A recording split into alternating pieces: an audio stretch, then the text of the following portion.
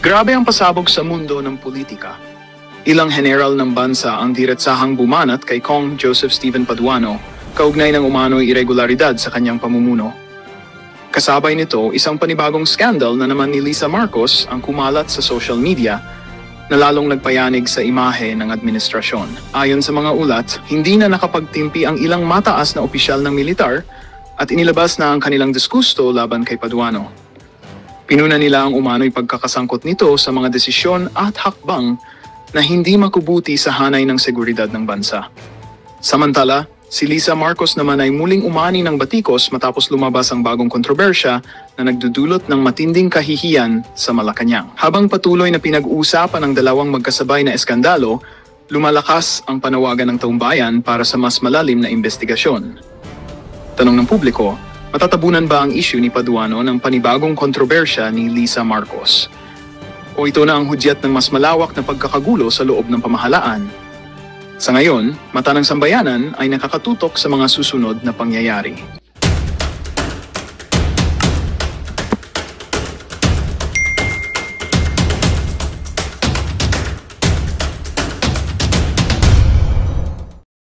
Na naman ho, yung mga walang yang congressman.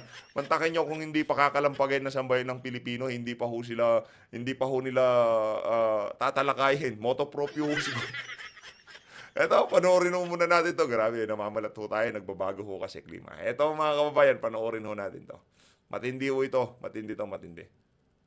Eto ho. How are you? Okay, so this is my latest Marites Week is out. Grabe No naman. more chief of staff, no more nothing. Yan ho yung mga kumalat na audio leak ay yung mga audio message. Kung kani-kanino ho siguro pinagsisend, kaya yan, nag-leak tong mga ganitong klaseng audio message. Di ho natin alam kung sino nagsasalita dyan, pero meron ho siyang kaboses, no? At saka yung kinakausap ho niya dito, pangalan ho ata, Tonying ho ata pangalan. Umalis na siya, i-practice staff. Between you and I, Si ano yan? Si Atty. Vic, si Atty. Vic. Huwag na ako ikwento dito, na parang kawawa naman siya, ganyan yung pamilya niya. And Bong just stood firm and said, it's untenable na I think you have to go. Mag-break ka muna to, and then bahala na ako. But hindi na sa out na siya. So that's the end of that. Another thing that's been brewing is Trixie naman, nagwawala. Paying Trolls, I'll send it to you, but don't say it from me. I'll give you if you say patay ako. Okay, bye-bye, love ya. Paano ka nakakopya ng voice message na para kay Katuning? True. Sandali lang, dalawa lang ang pwedeng magbigay sa inyo yan. Si Lisa or si Katuning. Hindi, di sa amin Siya ba din. yan? Naku, matindi yan, ha? Sa siya ng Katuning, ha? Ikaw talaga yung nabigay sa akin.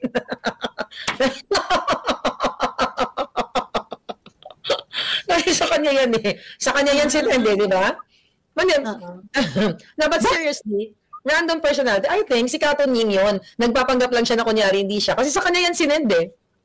Tapos may ni Katuning. Hindi, I don't know this person na sa akin, nagbigay. So kaya iniisip ko, baka si Katuning yun. Wait, Kasi, so a random person sent it to you via email? via text. Nakuha niya yung number ko. Viber. Meron ba kayong contact mo, no? Meron ba kayong contact niya? Wala akong kontak kay Katuning. Yung nag-message sa akin is random number na hindi siya naka-registered syempre sa akin. Nagulat ako, girl. Aba, sabi ko, napasabog ito. Baka PSG yung pinahawak ng phone. Pwede. Pwede. Tatlo lang yan. Nagkamali siya ng nasend niya sa iba.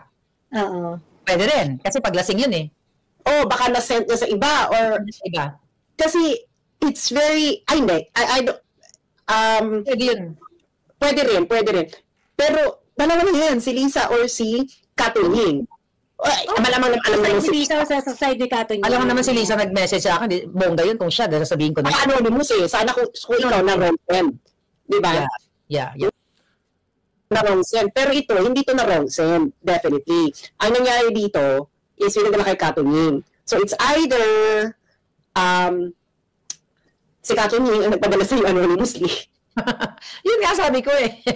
Pwede rin. Kaya mga kapalangga, ito na yung sinasabi natin na bakit naman maglalakas ng loob o yung mga taong ito magpapadala ng mga ganitong audio voice ni Liza Tanas Kung hindi sukang-suka sa kanya, ito pa extraction naman tayo. Balikan natin yung mga nakaraan. Hi, Louie. How are you? Yan ho yung mga naglabasang iskandal ni Kokak, no? Yan ho yung mga Ian naglabasang. Bacolod. Actually, video yan, di ba? With Marie Chris and a bunch of gay people. But anyway, the reason why I called you is I have a favor to ask you. We gave all the documents na to Mila, but syempre iba pag tumawag ka. A good friend of ours, Francis Chua, basically has a problem in Istanbul, in Turkey, so he went to court. The judge issued an order in his favor. So now we're just having everything authenticated so that it can be served in the embassy in Istanbul. Right? So Mila has all the documents. I won't bore you with the details, but if you could call Mila and just give it a little push. Everything's above board. Don't worry. I'm very good at that. But yeah, that's it. So I hope to see you soon. So, ano naman ang story dito, Ma'am Shi? Kasi dalawa lang din yan. Si Lisa at si Louie. Alam naman, I'm pretty sure hindi naman si Lisa ang padala sa iyo. Nakakaloka, di ba, girls? Paano nakakarating sa akin yung mga yan? Sila nag-uusap, nadadamay tayo dito, no? So malamang si Louie ang nagpadala sa'yo, si Louie ba? Pwede rin si Louie, baka nagpanggap si Louie, di ba? Gusto niyang sabihin sa taong bayan. So ito po yung mga sinesend sa atin. Alam ka naman si Louie ang nagpadala sa'yo or si Lisa. Pero dalawa lang silang pwedeng magpadala. Dahil sila lang naman nag-uusap. Sila rin nag-uusap. Ano bang malay natin? Asa na si Louie? Di sumasagot. Binubodya ko asawa ni, ni Teddy Boy. Ito, nag-uusap din sila ni Bianca Sobel. Hi, sorry to bother you, but I just got a call from Thor, and they're a bit concerned because they've gotten an order daw that the chief of ISAP is supposed to be changed by Tuesday, and there are people that are out to do some extraction.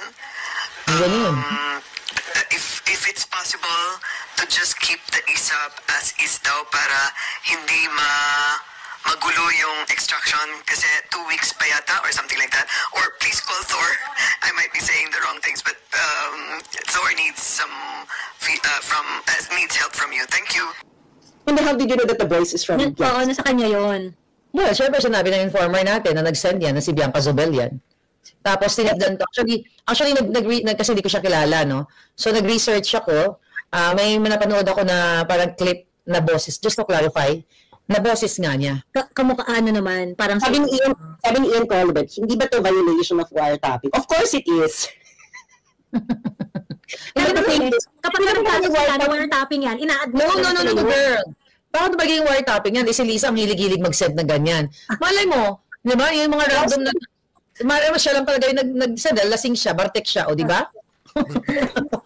Ang ano niya, Pambiraw talaga. Ang problema, pagkalasing ho kayo, huwag kayong hawak ng cellphone. Kagaya dito kay Lisa, tingnan nyo ho. Sinong Lisa yan? Di ho natin kilala yan. Pero meron hong katunog ang boses niya. Kaya kayo na humusga mga kababayan kung sino yung ali na yan. No? Ibang klase ho talaga itong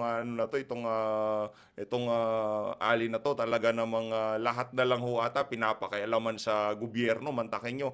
Yung mga bagay na hindi mo dapat pakialaman, talagang pinanghimasukan noon itong Kokak na to. Ayun na nga mga kababayan, dito sa bahagi ng video natin na to.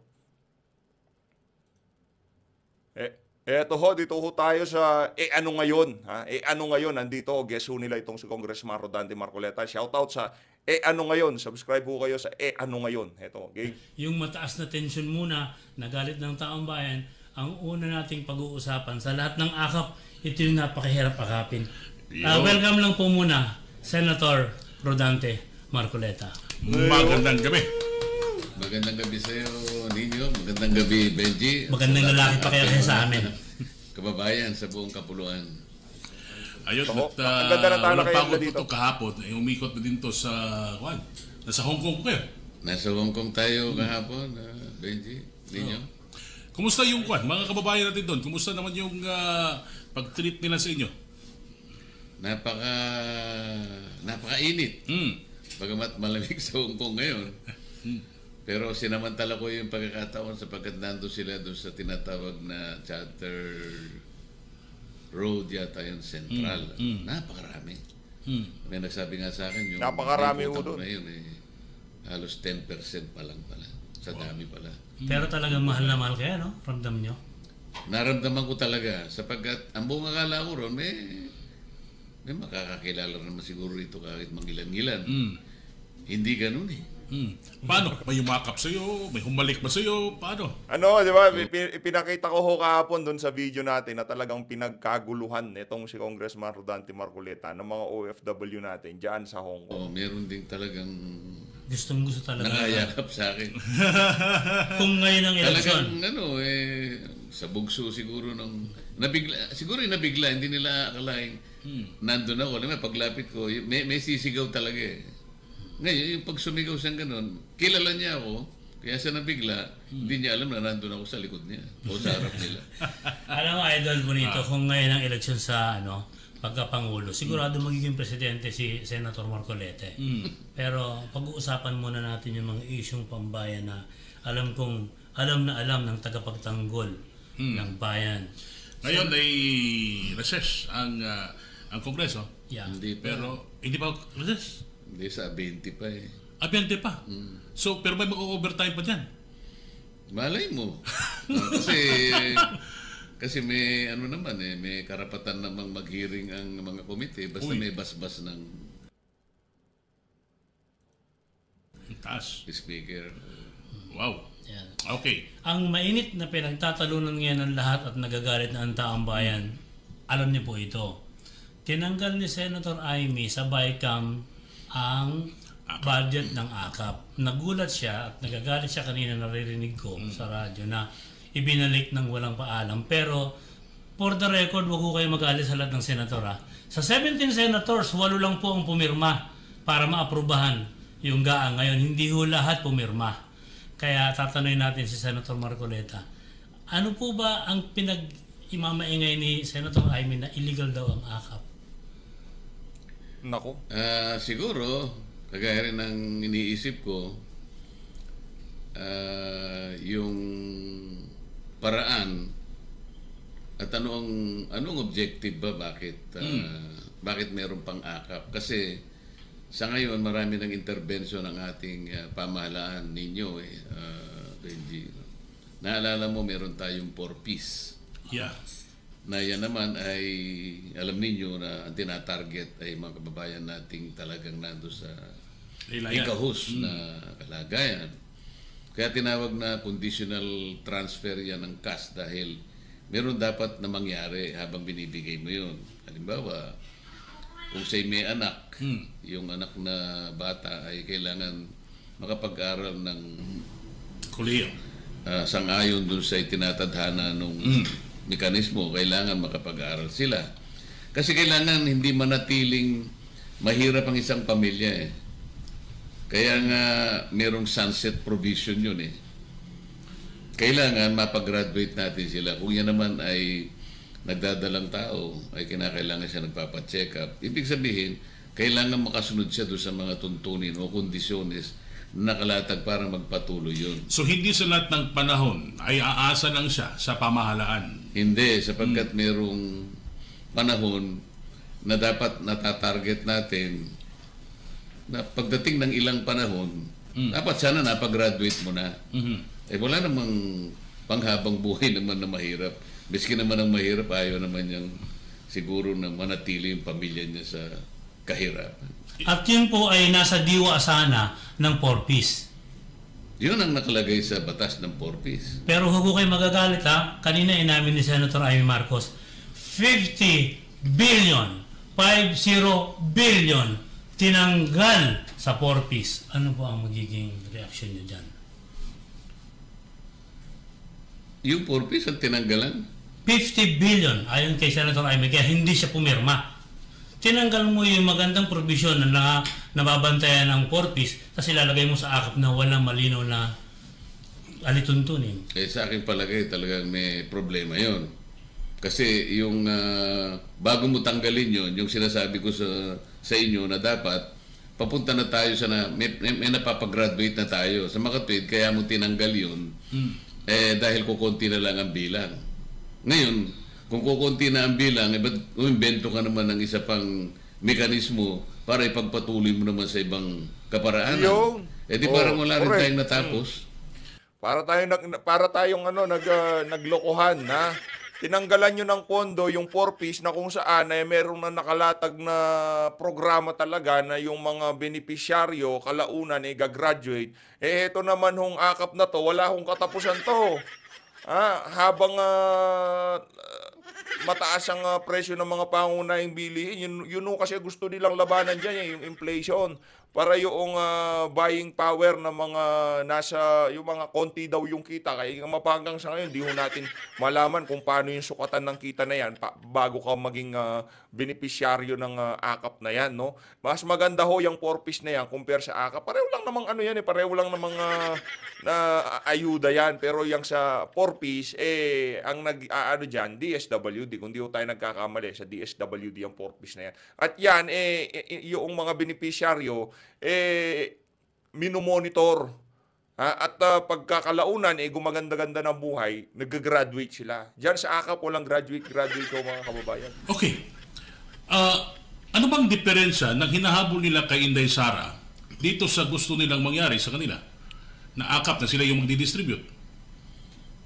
Ayun ang medyo double standard ninyo. Kasi kung maalala mo, yung budget ng OBP ay tinaya niya ng about 2 billion pesos for 2025. Pero ang nakita ng mga kasama ko, ay hindi kasi may mga duplication dyan sa mga budget na nakasakay dyan. Yung iba gawain na rin ng DSWD. Yung iba gawain na ng DOH. Yung iba sa sa Department of Education. Yung iba panched na yan So ipamahala na lang natin doon sa mga agencies na kung saan nakatoka naman yung mandato na yan. Ba't kinakailangan dumaan pa sa opisina mo? O sige, palagay natin tama. Wala namang magawa ang Vice President. Tinanggal nga. Kaya naging 700 million. Ang nakapagtataka, bakit nagkaroon ng AKAP? Kasi bukod sa AKAP, merong AIX. Ito yung, ang AIX, ito yung sa crisis situation. Bumaha, kabagyo, talagang... Ito yung emergency fund noon. Emergency yan. Outright na cash yan, ibibigay mo yan. Kami rin yung party list namin, nagagamit din na daanan lang. Kasi meron kaming kaparaanan kung paano natin ma-target ang mga beneficiaries. Hindi naman kung kanino mo lang ibibigay. Dapat merong criteria talaga. So, nakakakuha kami yan. Yan nga ho ang kini-question ng marami sa ating mga kababayan dyan sa AKAP na yan. Ano ho ba talaga yung criteria? O ang criteria ho ba pagka ikaw iboboto mo si Tamba sa 2028 kung sakaling tumakbo siya at talagang makilala mo yang si Tamba Luslos at susuportahan mo siya, mabibigyan ka na ng AKAP. Ganun ho ba yon? Hindi natin alam yung criteria, kaya ang dami hong kumu-question sa AKAP na yan at marami hong may ayaw dyan kahit na ayudang pinamimigay, ayaw ho ng ating mga kababayan. Kasi nga naman, yung pinaghirapan ho yan ng mga taxpayer tapos ipamimigay lang kung kani-kanino. Hindi ho natin alam kung ano yung criteria, paano ka maisasama. Pagka malapit ka kay congressman? Pagka meron kang grupo na kung saan talaga namang taga-suporta nitong si Tamba Luslos, mabibigyan kayo nitong AKAP na to. Yun ho ang hirap dyan, mga kababayan. Pero kami maingat. Meron talaga kaming coordinator sa mga komunidad na kinakailangan masino natin. At pagka yung payout na, hindi ako pumapayag na kami ang magbibigay. Kailangan merong representative ang DSWD. Wow. Para sa ganon, andun yung listahan, andun yung pirma, at ang nagpe-payout, DSWD. Iyon, legal yun sa paraan na crisis situation. Okay, para sa ating mga late viewers ngayong gabi po ay may 996 po tayo at tumataas pa na live viewers dito sa ating ngayon na podcast. Ang pinag-usapan po namin dito yung AKAP at yung BICAM Committee final decision doon sa budget. So ito may pinasa na budget na 6.352 trillion. 6.3 trillion. Ang ziniro po mga kaibigan, para sa kalaman nila, idol, ito PhilHealth, zero budget. Subsidy. PhilHealth, 74, loses 74.4 billion. OVP loses 1.5 billion. DSWD loses 96 billion. CHED loses 30 billion. Free College loses 3 billion. DepEd loses 12 billion. DOTR loses 16.7 billion while Congress wins 18.8 billion.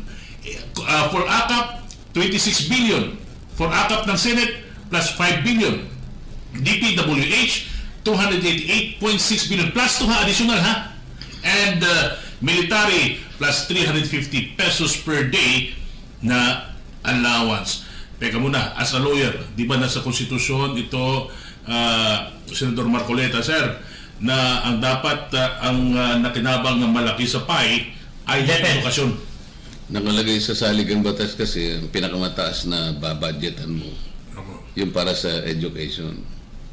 Ngayon, kung halimbawa mas mataas na yung DND, nasasalin mo na yung provision ng saligang batas. Napaka-importante kasi ng education sapagkat alam mo naman, mga kabataan natin yan hinahanda natin sila Sila yung magiging susunod na leader ng bansa mo. So pag hindi mo ganap na naihanda yun, saan pupunta ang bansa mo? Bakit may mambabatas na hindi sumusunod sa batas? Meron ba?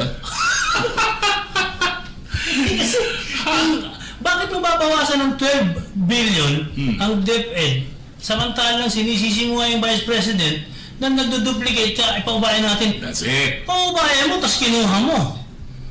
Nung DepEd pa siya. Nag-resign na siya. Iba na yung DepEd Secretary. Hindi ba? Binawasan pa rin. Ay, palagay ko may mali doon. Sapagkat kailangan manatili yung provision ng saligang batas na dapat yung mas nakakaunos kung pag-uusapan, paglalatag ng budget, yung education.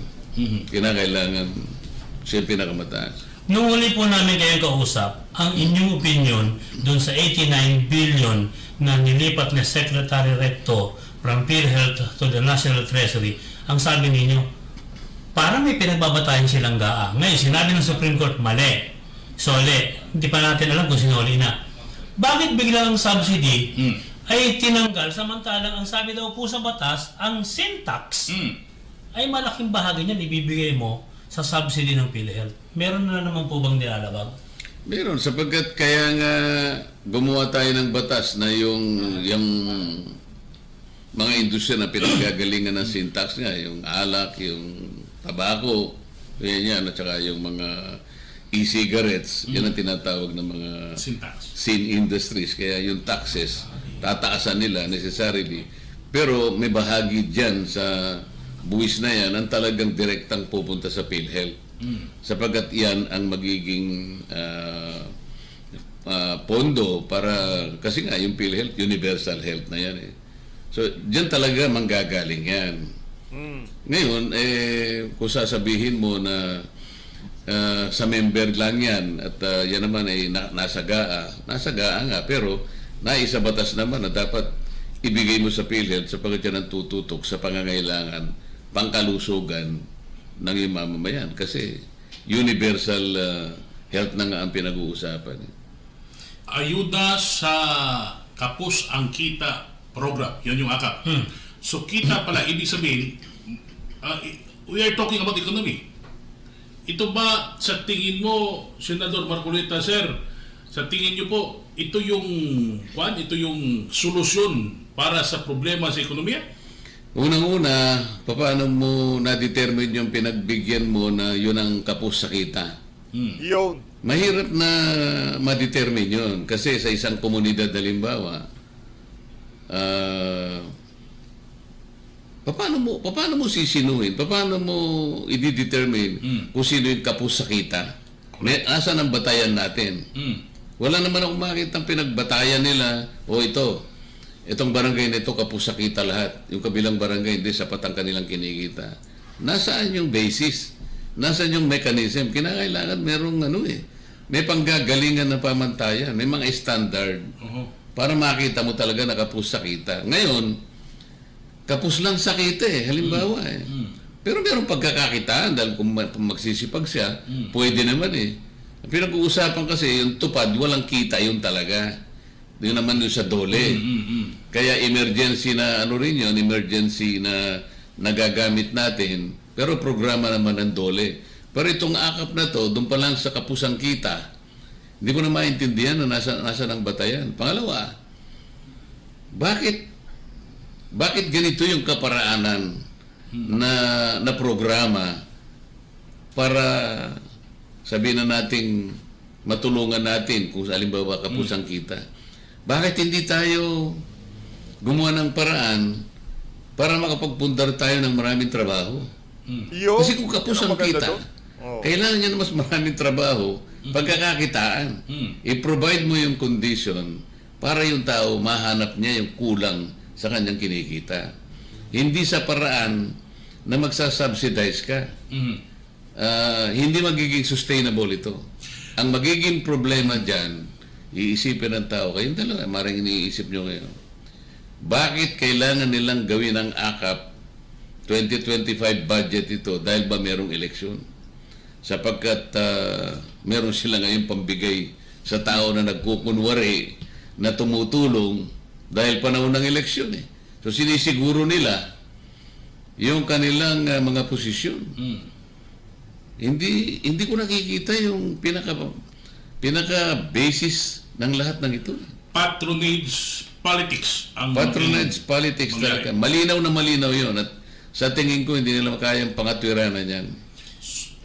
Yung binabanggit po ninyo na pagkukunwari na kunyari mabait kahit magbibigay kayo, kahit ayokong maging simplistic, Senator Marcoleta, sila ang nagdesisyon na alisin ang subsidy ng PhilHealth, pero nakipagkasundo ang Tingog Party List sa Development Bank of the Philippines at saka sa PhilHealth na sila ngayon ang mga siwa para malaman kung paano gagastusin yung perang pangkalusugan.